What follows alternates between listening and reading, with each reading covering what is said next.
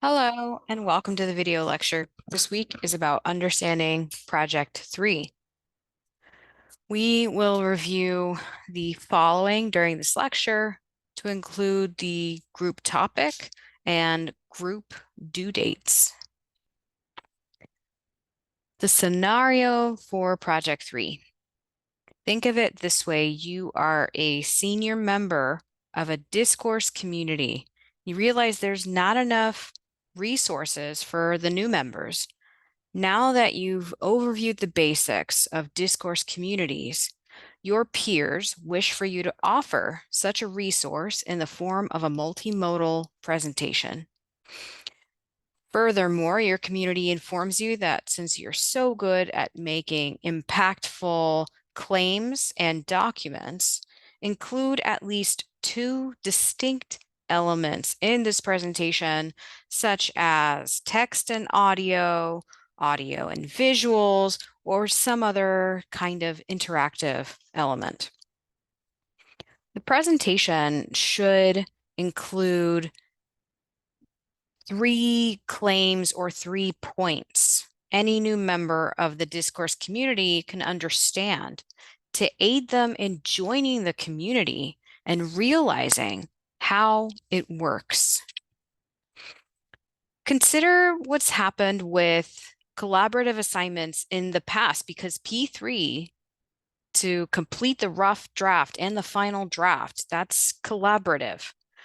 Ask yourself what the last collaborative experience taught you about working with others and about working on your own to contribute to a larger task. I placed you in groups in the semester as a practice run during the interview a peer assignment. I wanted you to have a base for this collaborative project. What did you learn worked best during the first group encounter you had with 3310? What did you learn about what to avoid? Most likely you learned that reaching out early, constant communication, and delegating tasks, even if people are unresponsive at first. These are key strategies for working with groups. Project 3 is all about being a good team member. Group projects often result in two polar opposite team members. The lackadaisical, who believes they turn in assignments at the last minute and they can still get it in and get a good grade, or the overachiever, who believes in turning in assignments a day, 2 days, even a week ahead of time. These types of people can be toxic to a group project. Every teammate should decide to relent and compromise in ways that work best for them. But for example, if you are a lackadaisical, instead of waiting for the last minute, how about compromising with your team just for this project?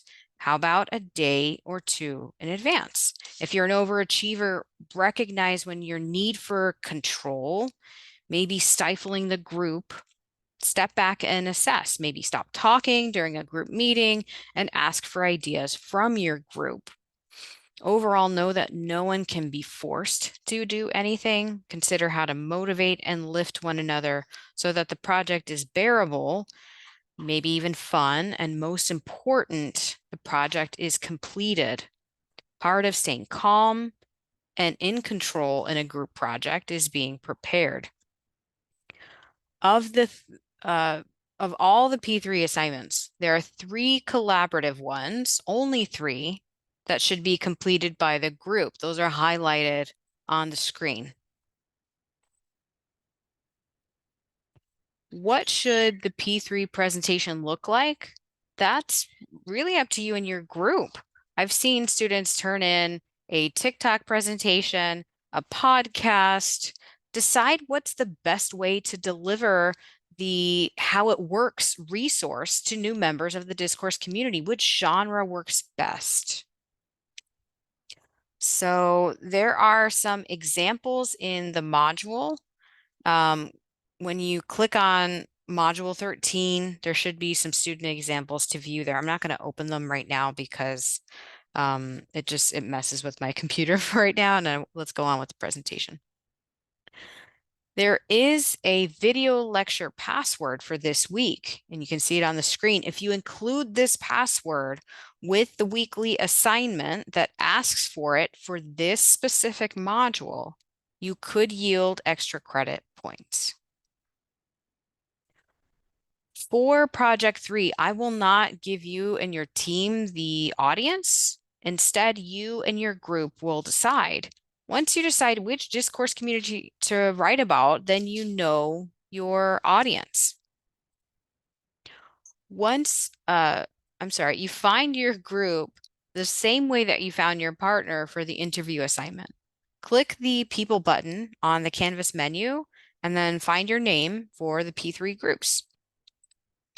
Reach out to your group using Canvas email and then maybe setting up a collaborative Google Doc.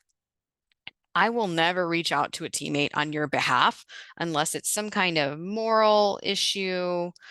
However, feel free to reach out for advice on group dynamics. So the group topic is determined by you guys. Discuss with each other your P2 discourse communities that you've already written about. Decide which one seems the easiest or the most viable for the P3 presentation. Then everyone on the team should review the copy of the P2 final draft from this chosen teammates discourse community. It can be emailed or maybe create a Google Doc and copy and paste that draft about your discourse community for your team to access. And then this can give background on the team's chosen discourse community. You should be somewhat aware of easy methods for online collaboration, but I suggest Google Docs, group text chains. Use what works best for you and your team. During your first team meeting, decide on who is a project manager. This will guide the team while still trying to give each person a chance to shine on their own. You don't have to complete every assignment with your group. That should be a relief. Again, there's only 3 assignments in which you have to collaborate with your group. Sometimes in the modules, there might be 1 or 2 assignments that you have to get group input for, but you can still complete it on your own. And then the first collaborative assignment, that expanded informal outline, is not due until the end of this week. The expanded informal outline is the first collaboration between your team, and once you guys decide on which teammates discourse community to model the P3 presentation on, then create an outline about your initial ideas for the presentation. Using some of the writing methods and themes we've learned about, try to incorporate some of these styles into the outline. As you can see on the screen, they've incorporated exemplification, process writing, comparison, and contrast. You and your team are going to come up with similar or different modes of writing from which to model your outline around. Where was I? See more about this outline in the modules and the assignment guidelines. Everyone in the group should contribute 2 to 3 parts of the outline. You should work from a Google Doc link or something similar. Because this is a group assignment, make sure everyone has access to your online workspace, like your Google Doc, and set an expected date on this accessible workspace so that everyone in the group is aware when the document is being submitted. For example, even though the assignment is due Sunday at 11:59 p.m. Eastern, all the parts should be completed before then. So this team decides on a collaborative group due date, such as Saturday at 5 p.m.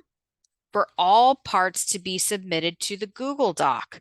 This date and time is at the top of the workspace for everyone to see. And after this day and time, the document will be proofread, formatted, submitted. This provides all team members a chance to submit work while providing accountability and expectations in the event that 1 or more teammates does not submit their parts.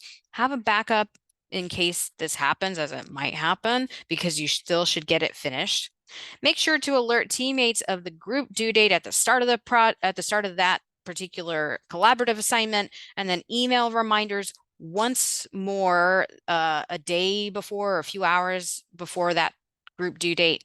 This due diligence gives even the lackadaisical teammate a chance to complete their parts or not without you having to chase them down or flood their phone with texts. For any collaborative assignment, like the outline, include a group checklist of who contributed and who did not at the top. On the screen, you'll notice one name does not have a check mark on that example. This means that teammate did not contribute to any part of drafting the outline, and so the team left this blank. If you do not contribute to a group assignment, you will not receive a grade for it, and so the checklist helps me keep track. I do not need to know what exactly every teammate did, just that they did something. Use the checklist. Take note that missing out on P3 means compromising 40% of your total grade for 3310. Even so, I've built in some safety nets as I know group projects can go sideways. For instance, that's why that checklist exists, and that's why P3 has collaborative and individual assignments. Likewise, if you have a teammate that drops off the face of the earth, you're still expected to carry on and just use the checklist for the collaborative rough and final draft. Know that based on what I observe and I hear from other teammates in the self-evaluations, I will grade your overall team participation in a separate assignment worth 100 points. You don't have to submit anything to receive these 100 points. Just participate with your group, show up to meetings, contribute to the group assignments. You have learned a lot throughout this presentation, but I want you to relax a bit because for week 12, completing an outline is the only major thing that you have to do. P3 will get completed, I promise, and it will happen 1 week at a time. Don't worry about creating a template for the presentation just yet. Your outline really is your template. All these little assignments over the next few weeks scaffold into the larger presentation. Reach out with questions, and until next time.